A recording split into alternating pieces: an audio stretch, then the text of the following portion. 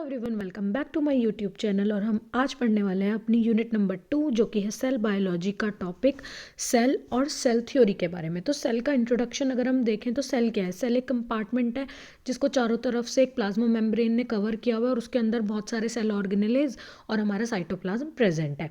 Cell basically क्या है, एक ओपन सिस्टम है। अब सिस्टम अगर मैं आपको बताऊँ तो हमारे पास 3 टाइप के सिस्टम होते हैं, एक ओपन सिस्टम, एक क्लोज सिस्टम और तीसरा आइसोलेटेड सिस्टम।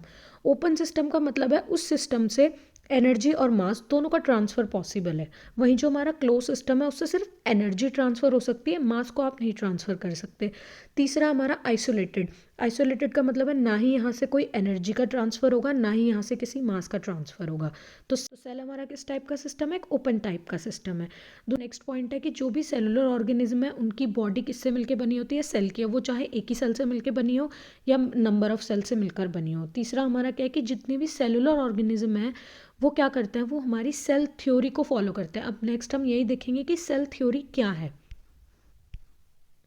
तो सेल थ्योरी को सबसे पहले दिया था दो साइंटिस्ट थे जिन्होंने इसको 1839 में दिया था, जिनका नाम क्या था, स्क्लैंडिन एंड स्वान। उसके बाद 1855 में एक और साइंटिस्ट आए, रॉडॉल्फ विरकाउ, जिसने इनकी थ्योरी को थोड़ा सा मॉडिफाई किया और आप कह सकते हैं कि इनकी थ्योरी में कुछ पॉइंट्स को ऐड कर दिया। तो जो इनिशियल पॉइंट थे, जो सबसे पहले सेल थ्योरी के बारे में कहे गए थे, वो सिर्फ ये थे कि जितनी भी लिविंग ऑर्गेनिज्म है वो सब सेल से मिलके बने हैं। और उन्होंने ये कहा था कि सेल ही हमारी बॉडी का एक बेसिक स्ट्रक्चरल या फंक्शनल यूनिट है। उसके बाद जो नए पॉइंट्स ऐड करके बहुत सारे साइंटिस्ट आए और उन्होंने वर्क किया, और एक जो हमारे पास मॉडर्न सेल थ्योरी है जिसमें कि सारे पॉइंट इंक्लूडेड हैं, वो क्या है कि कोई भी जो लिविंग ऑर्गेनिज्म है वो प्री एग्जिस्टिंग सेल या प्री एग्जिस्टिंग लिविंग ऑर्गेनिज्म से ही बनेगा। कोई नॉन लिविंग थिंग चीज़ किसी लिविंग थिंग को नहीं अराइज कर सकती।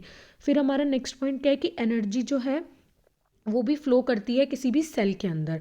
उसके बाद हमारा पॉइंट क्या है कि सेल के अंदर क्या होता है, एक हेरिडिटी मटेरियल होता है जो कि हमारी इन्फॉर्मेशन होती है, लाइक डीएनए आरएनए, जो generation to generation pass on होता है। नेक्स्ट हमारा पॉइंट क्या है कि सेल के अलग अलग टाइप हो सकते हैं, लेकिन सेल का जो बेसिक कंपोजिशन है कि उसके अंदर न्यूक्लियस होगा, उसके अंदर साइटोप्लाज्म होगा, अदर सेल ऑर्गेनेलेज होंगे, वो सब क्या होंगे, वो कॉमन होंगे। और जो पहले के दो पॉइंट हैं वो भी इसमें ऐड ऑन है।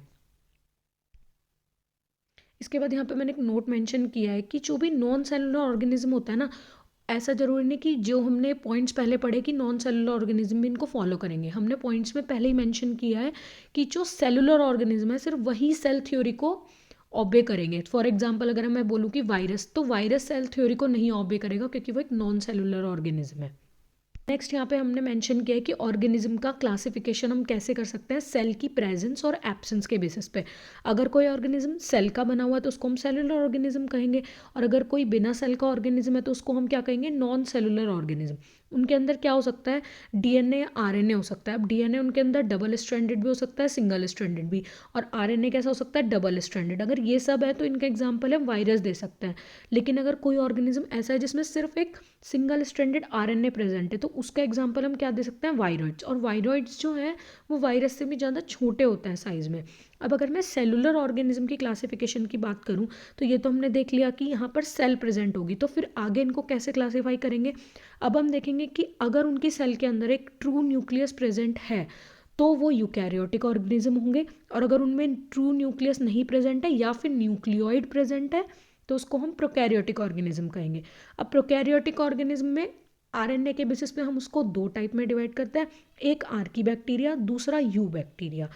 और इसमें हम कह सकते हैं कि जो यू बैक्टीरिया है ना वो ज़्यादा क्लोज है यूकैरियोटिक ऑर्गेनिजम्स के, मतलब उसके कुछ कुछ फीचर यूकैरियोटिक ऑर्गेनिज्म से मैच होते हैं। फिर यूकैरियोटिक ऑर्गेनिजम्स को हमने डिवाइड किया नंबर ऑफ सेल्स के बेसिस पे। अगर कोई ऑर्गेनिज्म सिर्फ एक सेल से मिलकर बना है तो हम कहेंगे वो यूनिसेलुलर ऑर्गेनिज्म है। लेकिन अगर कोई ऑर्गेनिज्म दो या दो से ज़्यादा सेल से मिलकर बना हुआ है तो उसको हम क्या कहेंगे, मल्टी सेलुलर। अब मल्टी सेलुलर और यूनिसेलुलर को भी हम फर्दर डिवाइड करते हैं उनके न्यूट्रिशन के बेसिस पे, वो अपना खाना कैसे बना रहे हैं। तो मल्टी सेलुलर को हमने डिवाइड किया ऑटोट्रॉपिक में, मतलब जो कि अपना खाना खुद प्रोड्यूस करेंगे। इसका बेस्ट एग्जांपल प्लांट्स है, या फिर हम साइनोबैक्टीरिया भी इसका एग्जांपल दे सकते हैं। दूसरा हम बोलेंगे हिटेरोट्रॉपिक। हिटेरोट्रॉपिक ऑर्गेनिज्म वो होंगे जो अपने न्यूट्रिशन के लिए ऑटोट्रॉपिक ऑर्गेनिज्म पे डिपेंड करेंगे। इसका एग्जांपल हम ह्यूमन्स हैं, एनिमल्स हैं, ये सब हो गए। वहीं हमने यूनिसेलुलर को भी दो टाइप में डिवाइड किया है, एक फोटोसिंथेटिक मतलब जो अपना फूड खुद से प्रिपेयर करेंगे, दूसरे नॉन फोटोसिंथेटिक जो खुद से नहीं प्रिपेयर करेंगे अपना फूड, वो फोटोसिंथेटिक पे डिपेंड होंगे। तो यहाँ तक हमने देखा ऑर्गेनिज्म का classification. That's it for this video. Thank you, bye bye.